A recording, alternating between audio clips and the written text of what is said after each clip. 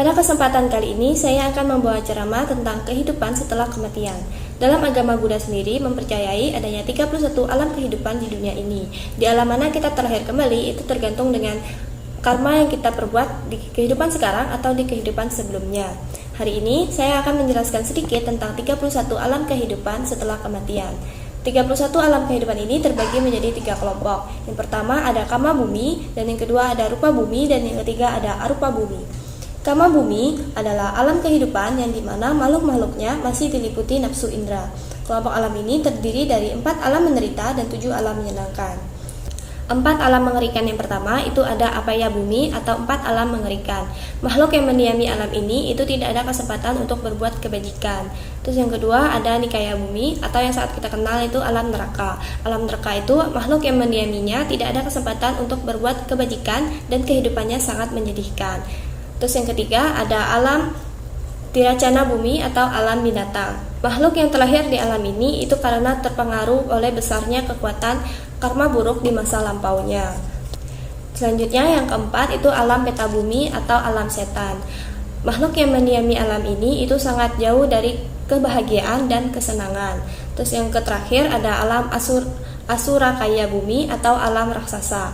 Makhluk yang mendiami alam ini itu jauh dari kemuliaan, kebebasan, dan kesenangan. Seseorang yang terlahir di alam menderita itu karena di masa lampau ia melakukan banyak perbuatan yang didasarkan pada kebodohan atau moha, kebencian atau dosa, dan keserakahan atau loba. Selain 4 alam menderita itu juga ada 7 alam menyenangkan. Yang pertama itu ada alam manusia.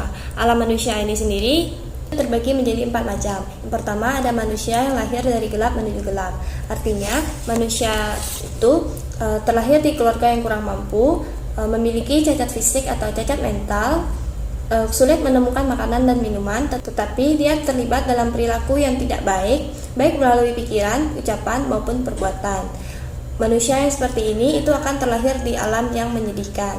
Terus yang kedua, manusia yang lahir dari gelap menuju terang. Artinya, ia terlahir di keluarga yang kurang mampu atau juga memiliki cacat fisik atau cacat mental dan memiliki kesulitan untuk mendapatkan makanan atau minuman.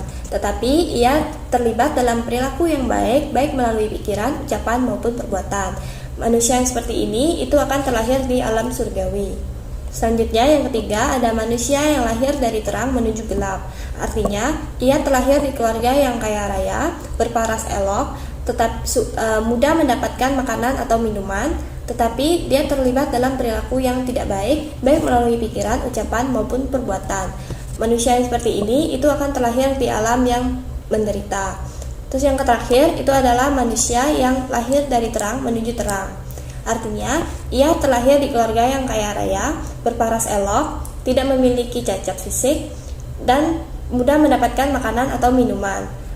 Dia juga terlibat dalam perilaku yang baik, baik melalui pikiran, ucapan maupun perbuatan. Manusia yang seperti ini itu akan terlahir di alam surgawi. Alam menyenangkan yang kedua adalah alam 4 dewa raja. Makhluk yang mendiaminya adalah 4 raja dewa yang melindungi 4 penjuru cakrawala. Terus yang ketiga ada alam 33 dewa, yang keempat ada alam dewa yama, dan yang kelima ada alam kenikmatan, keenam ada alam dewa yang menikmati ciptaannya, dan yang terakhir adalah alam dewa yang membantu menyempurnakan ciptaan dewa lain. Kelompok alam kehidupan yang kedua ada rupa bumi, di mana makhluk yang mendiami alam ini telah mencapai rupa jana. Jana ini sendiri diperoleh dari pengembangan samata bawana. Terus kelompok kehidupan yang ketiga itu ada arupa bumi. Arupa bumi ini makhluk yang mendiaminya itu adalah makhluk yang telah mencapai arupa jana.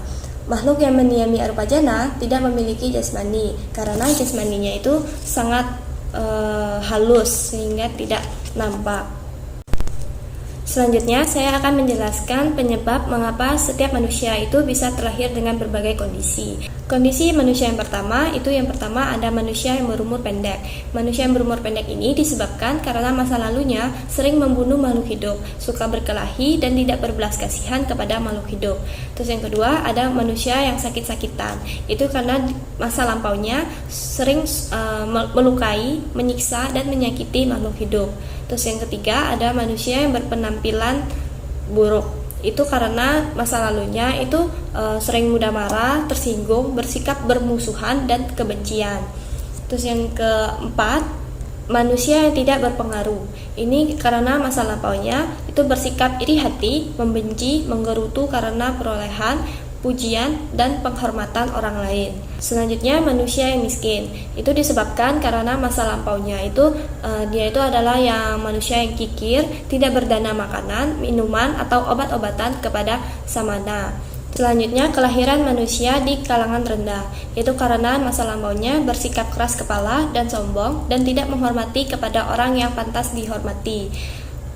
Terakhir adalah manusia yang bodoh. Ini disebabkan karena di kehidupan sebelumnya itu dia tidak mengunjungi samana untuk memohon nasihat-nasihat kebenaran.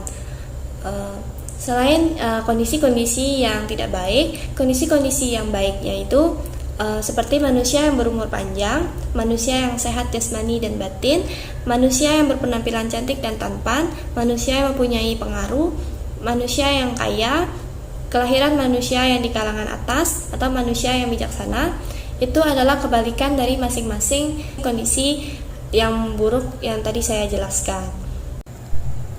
Kesimpulan ceramah pada topik kehidupan setelah kematian ini adalah sebagai kita yang sudah terakhir sebagai manusia harus menghargai kehidupan saat ini dengan berbuat baik melalui pikiran, ucapan maupun perbuatan, agar tidak terlahir di alam menderita. Seperti yang kita tahu, contohnya di alam neraka itu tidak ada kebahagiaan, itu kehidupannya sangat menyedihkan dan tidak ada kesempatan untuk berbuat kebajikan. Jadi kita harus bisa menentukan kehidupan kita selanjutnya itu dari diri kita sendiri dengan banyak-banyak berbuat baik.